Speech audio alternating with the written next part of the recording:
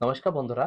মুখ্যমন্ত্রী স্বাস্থ্য বীমা যোজনায় অনলাইনে আবেদন কিন্তু শুরু হয়ে গিয়েছে। তা আপনারা কিভাবে অনলাইনে আবেদন করবেন, ফর্ম কিভাবে সঠিকভাবে পূরণ করবেন, আবেদন করতে কি কি নথিপত্র লাগছে, আবেদন করার পর কিভাবে স্ট্যাটাস দেখবেন, আজকের এই ভিডিওতে আমি আপনাদের শুরু থেকে শেষ পর্যন্ত আবেদন পদ্ধতি স্টেপ বাই স্টেপ দেখাবো। তাই ভিডিওটা একদম শেষ পর্যন্ত দেখতে থাকুন, কারণ ফর্ম পূরণের সময় ছোট একটি ভুল আপনার আবেদন প্রক্রিয়া সমস্যা তৈরি করতে পারে। তো চলুন আর দেরি না করে দেখে নেওয়া যাক মুখ্যমন্ত্রী স্বাস্থ্য বীমা যোজনার অনলাইন আবেদন সম্পূর্ণ পদ্ধতি। তার আগে আপনাদেরকে হচ্ছে ছোট রিকোয়েস্ট, যদি আপনারা আমাদের চ্যানেলে নতুন দর্শক হয়ে থাকেন তো চ্যানেলটি সাবস্ক্রাইব করে রাখবেন এবং পাশে থাকা বেল আইকনটি বাজিয়ে নোটিফিকেশন অপশনটি অন করতে ভুলবেন না। তো আসুন শুরু করি। তো এখানে দেখতে পাচ্ছেন আমি মুখ্যমন্ত্রী স্বাস্থ্য বীমা যোজনার যে ফর্মটা আছে, ফর্ম ফর নিউ এনরোলমেন্ট, সেই ফর্মটা কিন্তু ওপেন করে নিয়েছি। তো ফর্মটা ওপেন করে নেওয়ার পর এখানে আপনাকে বলছে যে enter your 17 digit SSUR number, মানে এখানে স্বাস্থ্য সাথী কার্ড নাম্বারটা এন্ট্রি করতে বলছে। তাই আপনার যে স্বাস্থ্য সাথী কার্ড নাম্বারটা আছে সেই নাম্বারটা কিন্তু এখানে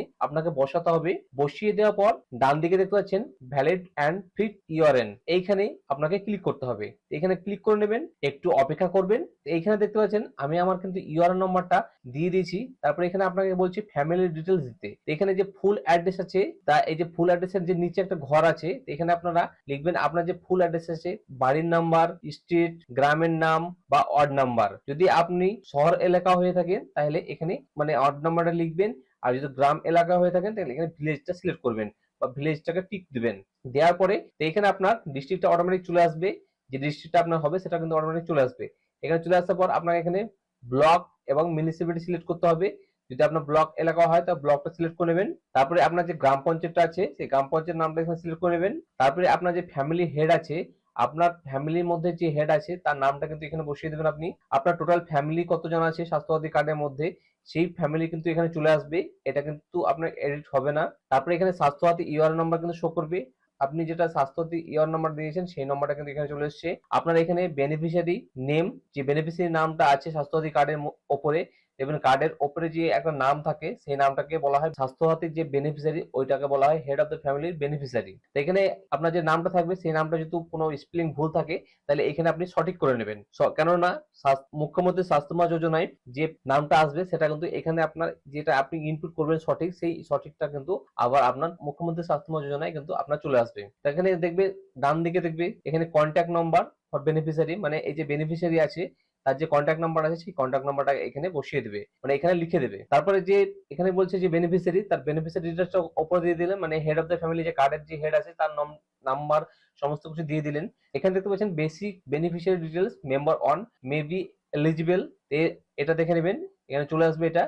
তারপর এখানে দেখতে পাচ্ছেন আপনার আধার নাম্বার চলে এসেছে এখানে, মানে আধার নাম্বার দিতে বলছে। যদি আধার নাম্বার না থাকে তাহলে এখানে দিয়ে দিবেন। দিয়ে তারপর যে ভ্যালিড অপশন আছে সেই ভ্যালিড অপশন আপনাকে ক্লিক করতে হবে। ক্লিক করলে মোবাইলে একটা ওটিপি যাবে, সেই ওটিপিটা এখানে দিয়ে দিবেন। পুরো আপনার আধার নাম্বারটা কিন্তু ভ্যালিড হয়ে যাবে। তারপরে যে অ্যাপ্লিকেন্ট আছে সেই অ্যাপ্লিকেন্টের নামটা দিয়ে দিবেন এখানে। তারপরে যে রেশন কার্ডের যে ক্যাটাগরিটা আছে সেই ক্যাটাগরিটা আপনাকে এখানে সিলেক্ট করে নিতে হবে। যেটা আপনার ক্যাটাগরি হবে সেই ক্যাটাগরিটা আপনি সিলেক্ট করে নেবেন। এটা মেইনলি এখানে দেখবেন যে আরএসকে 1 বা আরএসকে 2 বা জেনারেল, এই তিনটে ক্যাটাগরি কিন্তু এখানে শো করছে।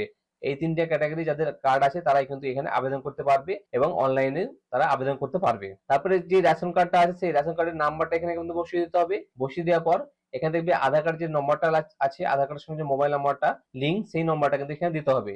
তারপরে তার জেন্ডারটা এখানে সিলেক্ট করে নেবে। তারপরে তার ডেট অফ বার্থ এখানে সিলেক্ট করে নেবে। তারপরে যদি প্যান নাম্বার থাকে দিবে, আর যদি না থাকে দেওয়ার প্রয়োজন নাই। এখানে দেখছি ইলেকট্রাল ডিটেলস, মানে এখানে ভোটার কার্ড যে নম্বরটা সেই নম্বরটা দিয়ে দিবে। তারপর তার অ্যাসেম্বলি যেটা আছে মানে তার বিধানসভা, সেই নম্বরটা দিয়ে দিবে এখানে। তারপরে যে পার্ট নাম্বারটা আছে মানে তার সিরিয়াল নাম্বার, যে পার্ট নাম্বার মানে অংশ নাম্বার যেটা আছে সেটা কিন্তু এখানে সিলেক্ট করে নেবে। তারপর তার যে সিরিয়াল নাম্বারটা আছে ভোটার কার্ডের, সেই সিরিয়াল নাম্বারটা কিন্তু এখানে বসিয়ে দেবে, মানে লিখে দেবে এখানে। তো এই সিরিয়াল নাম্বার কিভাবে পাবে আমরা পরবর্তী ভিডিও দিয়ে রাখবো, সেই ভিডিও দেখে কিন্তু এখানে আপনারা এখানে সিরিয়াল নাম্বারটা দিতে পারবেন। এখানে নেক্সট যেটা বলা আছে এখানে basic beneficiary details member 2 may be eligible, এখানে তার সেম ভাবে আধার নম্বরটা বসিয়ে দিবে। তারপরে এখানে তার ভ্যালিড করবে আধার কার্ডটাকে।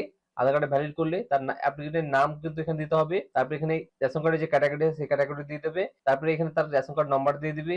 এখানে যে আধারের সাথে মোবাইল নাম্বারের লিঙ্ক আছে সেই নাম্বারটা কিন্তু এখানে বসিয়ে দিবে। বসিয়ে দেওয়ার জেন্ডার সমস্ত কিছু কিন্তু এখানে সিলেক্ট করে নেবেন। সেম ভাবে এখানে তার ভোটার কার্ড নাম্বার দিয়ে দিবে। তার যে বিধানসভা আছে সেই বিধানসভার নাম্বারটা দিয়ে দিবে এখানে। তারপরে তার যে অংশটা আছে সেই অংশটা এখানে দিয়ে দিবে। তারপর যে তার সিরিয়াল নাম্বারটা কত, তো সিরিয়াল নাম্বারটা এখানে বসিয়ে দেবে। তারপর এখানে দেখতে পাচ্ছেন রিসিভিং অথরিটি ডিটেলস, এখানে কে রিসিভ করছে তার নাম কিন্তু অটোমেটিক চলে আসবে, তার এখানে ডেজিগনেশন দিয়ে দিবে এখানে, তারপর তার যে কন্ট্যাক্ট নাম্বারটা আছে অটোমেটিক এখানে চলে আসবে। এখানে ডেজিগনেশন যেটা আছে তাকে সেটা লিখতে হবে, তার ডেজিগনেশন কি আছে লিখে দিবে। লিখে দেওয়ার পর এখানে দেখবে যে সাবমিট এনরোল, এই অপশনে তাকে ক্লিক করতে হবে। এই অপশনে ক্লিক করলে তার ফর্মটা কিন্তু সাবমিট হয়ে যাবে। অ্যাকনোলেজমেন্ট নাম্বার কিন্তু এখানে জেনারেট হয়ে যাবে। সেই অ্যাকনোলেজমেন্ট নাম্বারটা সেই তার কাছে থাকবে, সেটা তারা কপি করে নেবে বা প্রিন্ট আউট করে নেবে। তাই এই যে ফর্মটা ফিল করলে, এই ফর্মটা কিন্তু সবাই কিন্তু ফর্ম ফিল করতে পারবে না এখন, কেননা কোনো সিএসসি সেন্টার বা কোনো অনলাইন সাইবার ক্যাফে কিন্তু এই ফর্ম কিন্তু অ্যাভেলেবেল নেই, অনলাইনেও কিন্তু অ্যাভেলেবেল নেই। এটা শুধুমাত্র এমার্জেন্সি ক্ষেত্রে যাদের যারা হসপিটাল কাজ করছে বা হসপিটাল যারা অপারেটর আছে, এবং যারা, এটা শুধুমাত্র আপনার যে নিকটবর্তী যে হসপিটাল আছে এবং যে প্রাইভেট নার্সিংহোম আছে সেই নার্সিংহোমে কিন্তু অ্যাভেলেবেল করা হয়েছে। সেখানে গিয়ে আপনারা সেই ফর্মটাকে ফিল করতে পারবে। সেই ফর্মটা ফিল করলে সেখানকার যে অপারেটর আছে তাকে বলবে যে হ্যাঁ স্বাস্থ্যসাথী কার্ডে এমার্জেন্সি ট্রিটমেন্ট নিতে এসেছি, সেই তারা যখন এমার্জেন্সি ট্রিটমেন্ট দেবে তাদেরকে কিন্তু এই ফর্মটা ফিল করতে হবে। এই ফর্মটা ফিল না করলে কিন্তু তারা কিন্তু এমার্জেন্সি যে ট্রিটমেন্টটা দিচ্ছে সেই ট্রিটমেন্টটা কিন্তু তারা দিতে পারবে না। তাই এইভাবে আপনারাও কিন্তু পরবর্তীতে সেই ফর্মটা ফিল করতে পারবে। কিভাবে পরবর্তীতে নিজেই ফিল করতে পারবে সেই নিয়েও ভিডিও আমাদের চ্যানেলে দেওয়া থাকবে, সেগুলো তোমরা দেখে নিতে পারবে। তো ভিডিওটা যদি ভালো লাগে এক লাইক করে দেবে, বন্ধুর সঙ্গে শেয়ার করে তাদেরকে ইনফরমেশন দেওয়ার চেষ্টা করবে। পরবর্তী নেক্সট আপডেট পাওয়ার জন্য আমাদের চ্যানেলটিকে সাবস্ক্রাইব করতে ভুলবে না। তো দেখা হচ্ছে পরবর্তী নতুন একটা আপডেট পেয়ে। Thank you for watching.